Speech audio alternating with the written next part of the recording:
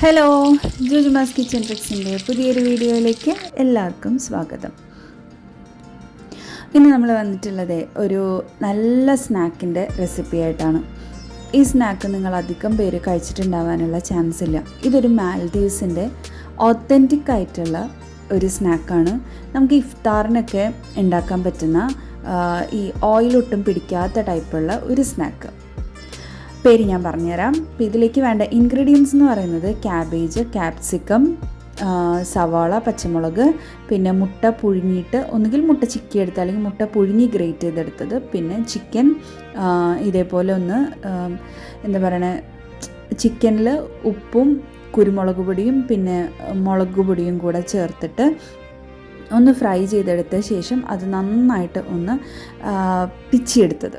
ഇത്രയും കാര്യങ്ങൾ. ശരിക്കും ഇവരുടെ ഈ ഒരു ഓത്തൻറ്റിക് റെസിപ്പി ഒന്നുകിൽ ചിക്കൻ വെച്ചിട്ടും അല്ലെങ്കിൽ മുട്ട വെച്ചിട്ടുമാണ് ചെയ്യുന്നത്. അപ്പോൾ നമ്മളിത് രണ്ടും കൂടെ വെച്ചിട്ടാണ് ചെയ്തിരിക്കുന്നത്. ഇതിൻ്റെ പേരെന്ന് പറയുന്നത് ബിസ്കീമിയ എന്നാണ്. മാൽദീവ്സുകാരുടെ ഒത്തൻറ്റിക് ആയിട്ടുള്ള ഒരു റെസിപ്പിയാണിത്. ഇതിൻ്റെ കൂടെ മയണൈസൊക്കെ ആഡ് ചെയ്ത് കഴിഞ്ഞിട്ടുണ്ടെങ്കിൽ നമുക്കൊരു ഷവർമയുടെ ഒക്കെ ടേസ്റ്റ് കിട്ടും. പക്ഷെ അത് ആഡ് ചെയ്യാത്തതെന്ന് പറഞ്ഞിട്ടുണ്ടെങ്കിൽ അവരുടെ ആ സ്റ്റൈലിൽ തന്നെ കഴിക്കാൻ വേണ്ടിയിട്ടാണ് ഇങ്ങനെ ചെയ്യുന്നത്. ഈ ക്യാബേജും ക്യാപ്സിക്കവും ഒന്നും തന്നെ നമ്മൾ വേവിച്ചിട്ടല്ല ഇതിൽ ആഡ് ചെയ്യുന്നത്, പച്ചയ്ക്കാണ് ആഡ് ചെയ്യുന്നത്. ഇപ്പോൾ ജുജുമ അങ്ങനെ പറഞ്ഞ സമയത്ത് ഞാൻ ആലോചിച്ചായിരുന്നു ക്യാബേജൊക്കെ പച്ചയ്ക്ക് കഴിയുമ്പോൾ എന്തായിരിക്കും അതിൻ്റെ ഒരു ടേസ്റ്റ് എന്ന്. പക്ഷെ അല്ല കേട്ടോ, എനിക്ക് ഈ മസാല മാത്രം കഴിക്കാനാണ് ഏറ്റവും കൂടുതൽ ഇഷ്ടപ്പെട്ടത്. ഇതെല്ലാം കൂടെ മിക്സ് ചെയ്ത് വെക്കുമ്പോൾ ആ ഒരു ടേസ്റ്റ് എനിക്ക് നല്ലതായിട്ട് ഇഷ്ടപ്പെട്ടായിരുന്നു. അങ്ങനെ ഇതിൻ്റെ ഒരു അളവ് പറയുകയാണെന്നുണ്ടെങ്കിൽ ക്യാബേജ് ഒരു ഏകദേശം ഒരു 1/2 കപ്പ് ഗ്രേറ്റ് ചെയ്തെടുത്തിട്ടുണ്ട്. അത്രയും തന്നെ ചിക്കൻ എടുത്തിട്ടുണ്ട്. പിന്നെ മുട്ടയാണെങ്കിൽ 2 മുട്ട, പിന്നെ ഈ സവാള ഒരു സവാള എടുത്താൽ മതിയാവും. ക്യാപ്സിക്കം ഒരു പീസ്, ക്യാപ്സിക്കത്തിൻ്റെ ഒരു പീസില്ലേ, ആ ഒരു പീസ്, അത്രയും. പച്ചമുളകിൻ്റെ ആ ഒരു എരിവാണ് ഇതിൽ കൂടുതൽ വേണ്ടത്. അപ്പോൾ ആ ഒരു കണക്കിലുള്ള പച്ചമുളക് എടുക്കണം. പിന്നെ അത്രയും കാര്യങ്ങളാണ് നമ്മുടെ മസാലയായിട്ടുള്ളൂ. വളരെ ഈസി ആയിട്ട് നമുക്ക് മസാല പ്രിപ്പയർ ചെയ്തെടുക്കാൻ പറ്റും. ഇനി ഇതിൻ്റെ കോട്ടിങ്ങിന് വേണ്ടിയിട്ട് നമുക്ക് തിളച്ച വെള്ളത്തിലേക്ക് ഉപ്പിട്ട് കൊടുത്തിട്ട് അതിലേക്ക് മൈദ ചേർത്ത് കൊടുക്കണം. മൈദ ജസ്റ്റ് ആ തിളച്ച വെള്ളത്തിലേക്ക് മൈദ ഇട്ട് കഴിഞ്ഞാൽ അപ്പം തന്നെ ഫ്ലെയിം ഓഫ് ചെയ്യുക. എന്നിട്ടാണ് നമ്മളത് കലക്കി എടുക്കുന്നത്. നമ്മുടെ അരിപ്പൊടി ഇടുന്ന പോലെ വാട്ടിയെടുക്കേണ്ട ആവശ്യമില്ല. ജസ്റ്റ് ഇട്ടിട്ട് ഇതേപോലെ നമുക്കൊന്ന് ഇളക്കിയെടുത്താൽ മതിയാവും. എന്നിട്ട് ഇതാണ് നമ്മൾ ഇതിൻ്റെ കോട്ടിംഗ് ആയിട്ട് യൂസ് ചെയ്യുന്ന ഡോ. അതിലേക്ക് കുറച്ച് വെളിച്ചെണ്ണ ഒഴിച്ച് കൊടുക്കുകയാണെന്നുണ്ടെങ്കിൽ ഇത് നല്ല സോഫ്റ്റായിട്ട് പെട്ടെന്ന് പരത്തിയെടുക്കാനും പറ്റും.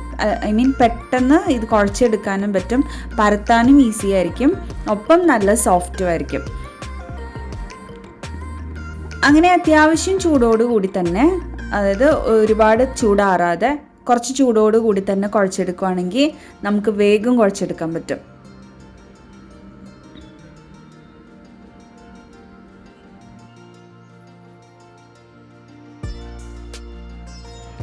ലാസ്റ്റ് ഇതാ കുറച്ച് നെയ്യ് കൂടെ ആഡ് ചെയ്തിട്ടുണ്ട്. നെയ്യ് ആഡ് ചെയ്യുന്നത് എന്തിനു വേണ്ടിയിട്ടാണ്? നമ്മളിത് ഇങ്ങനെ പൊട്ടിച്ചെടുക്കുന്ന സമയത്ത്, അതായത് നമ്മൾ ഫ്രൈ ചെയ്തിട്ട് ഇതിനെ നമ്മൾ പൊട്ടിച്ചെടുക്കൂലേ, അപ്പം ഇങ്ങനെ നല്ല കീറി വരാൻ വേണ്ടിയിട്ടാണ് നമ്മൾ നെയ്യ് ആഡ് ചെയ്ത് കൊടുക്കുന്നത്. ഒപ്പം സോഫ്റ്റ് ആവാൻ വേണ്ടിയിട്ടുമാണ്, നല്ല ടേസ്റ്റിയും ആയിരിക്കും. അപ്പോൾ ഇതെല്ലാം നിങ്ങൾ ശ്രദ്ധിക്കണം കേട്ടോ.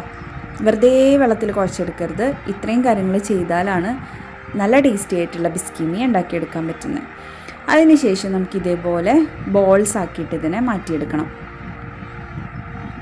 എന്നിട്ട് ചപ്പാത്തി പരത്തുന്നത് പോലെ ചപ്പാത്തിയുടെ പലകയിൽ വെച്ചിട്ട് നല്ല വട്ടത്തിൽ ഇതിനെ പരത്തിയെടുക്കുക. പ്രസ്സിൽ വെച്ചിട്ടാക്കി കഴിഞ്ഞാൽ നമുക്ക് അത്രയും അങ്ങോട്ട് അതായത് അത്രയും കട്ടി കുറച്ചെടുക്കാൻ പറ്റില്ല. അപ്പോൾ ഇതുപോലെ പരത്തിയെടുക്കുന്നതായിരിക്കും ഇത്തിരിയുടെ ബെറ്റർ. കുറച്ച് മാത്രം പൊടി ആഡ് ചെയ്തിട്ട് പരത്തിയെടുക്കണം കേട്ടോ. എന്നിട്ട് അതിൻ്റെ ഒരു സെൻറ്റർ പോർഷനിലേക്ക് 1 ടേബിൾ സ്പൂൺ നമ്മൾ മസാല വെച്ച് കൊടുക്കണം. അതിനുശേഷം ഇത് മടക്കുന്ന രീതി ശ്രദ്ധിച്ചോ. ബാക്കിന്ന് ഒരു തവണ മടക്കിയെടുക്കുക. എന്നിട്ട് ഒന്ന് ഒട്ടിച്ചു കൊടുക്കുക. അവിടെ ഒന്ന് വെള്ളം തൊട്ട് ഒട്ടിച്ചാൽ മതി കേട്ടോ, പെട്ടെന്ന് അത് ഒട്ടിക്കിട്ടും. ഇനി 2 അരികുകളിൽ നിന്നായിട്ട് മടക്കി കൊടുക്കുക.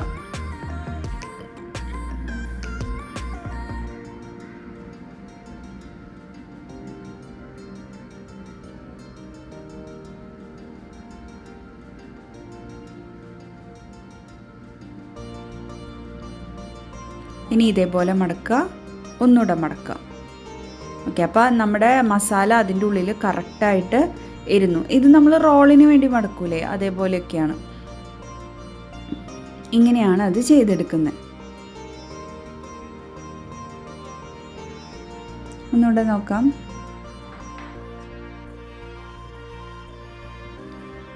എനിക്ക് തോന്നുന്നത് ഈ ഒരു പരത്തിയെടുക്കൽ മാത്രമേ ഇതിലൊരു പണിയായിട്ട് വരുന്നുള്ളൂ. ബാക്കിയെല്ലാം വളരെ ഈസി അല്ലേ. നമുക്ക് സവാള വഴറ്റി വേറെ കാര്യങ്ങളൊന്നും ചെയ്തു ഒന്നും മെനക്കെടേണ്ട ആവശ്യമില്ല.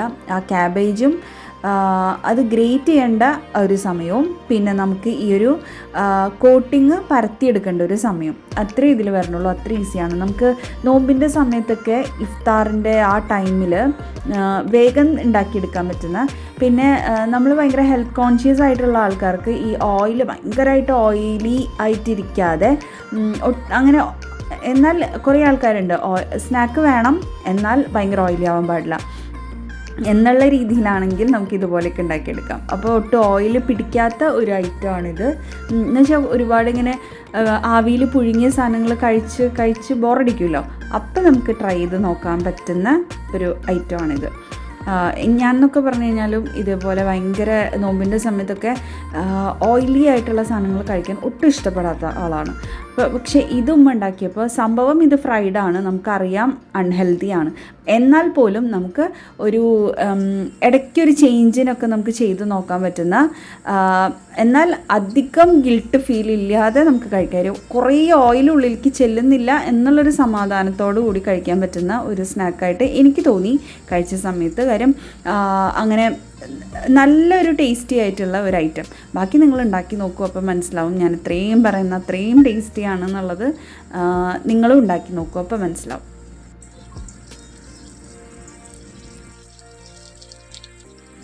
അപ്പോൾ ഇനി അങ്ങോട്ട് നമ്മുടെ ചാനലിൽ കൂടുതലും ഇഫ്താർ റിലേറ്റഡ് ആയിട്ടുള്ള റെസിപ്പീസ് ആയിരിക്കും ഉണ്ടാവുക. സ്നാക്സും അതേപോലെ തന്നെ ഈസി ആയിട്ട് ഇതുപോലെ ഉണ്ടാക്കാൻ പറ്റുന്ന ഐറ്റംസൊക്കെ ആയിരിക്കും ചുരുമ കൊണ്ടുവരുന്നത്. അപ്പോൾ നിങ്ങൾ എന്തായാലും ചാനൽ സബ്സ്ക്രൈബ് ചെയ്യാതെ ആരെങ്കിലും കാണുന്നുണ്ടെങ്കിൽ ഒന്ന് സബ്സ്ക്രൈബ് ചെയ്ത് വെച്ചേക്കുക. ഒപ്പം തന്നെ നമ്മുടെ റെസിപ്പീസ് ഇഷ്ടപ്പെടുന്നുണ്ടെന്നുണ്ടെങ്കിൽ ലൈക്ക് ചെയ്യാനും ഒപ്പം നിങ്ങളുടെ സജഷൻസ് പറയാനും മറക്കരുത്. ഇതാണ് നമ്മുടെ ഫ്രൈ ചെയ്ത് കഴിഞ്ഞിട്ടുള്ള ബിസ്കീമിയയുടെ ഒരു കളറും അതിൻ്റെ ഒരു ഷേപ്പും ടെക്സ്ചറും ഒക്കെ വരുന്നത്. ഇത് കട്ട് ചെയ്ത് നോക്കുന്ന സമയത്ത് നമുക്ക് എങ്ങനെയുണ്ടാവും എന്നുള്ളതൊന്ന് നോക്കാം. ഞാൻ പറഞ്ഞ നെയ്യ് ഒഴിച്ച് കഴിയുമ്പോൾ ഇങ്ങനെ നല്ല കീറി വരും എന്ന് പറഞ്ഞില്ലേ, ഇതുപോലെ അത് പൊട്ടി വരും.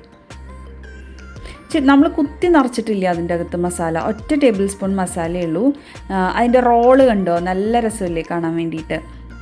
നമ്മൾ ആ നെയ്യും വെളിച്ചെണ്ണയൊക്കെ ആഡ് ചെയ്തതിൻ്റെയാണ് ഈ ഒരു ഷേപ്പിൽ അതിരിക്കുന്നത്, ആ ഒരു ടെക്സ്ചറിൽ അതിരിക്കുന്നത്. ഇൻസൈഡ് ഇങ്ങനെയാണ് വരിക. അപ്പോൾ നിങ്ങളും ട്രൈ ചെയ്ത് നോക്കൂ, നല്ല ടേസ്റ്റിയാണ് കേട്ടോ.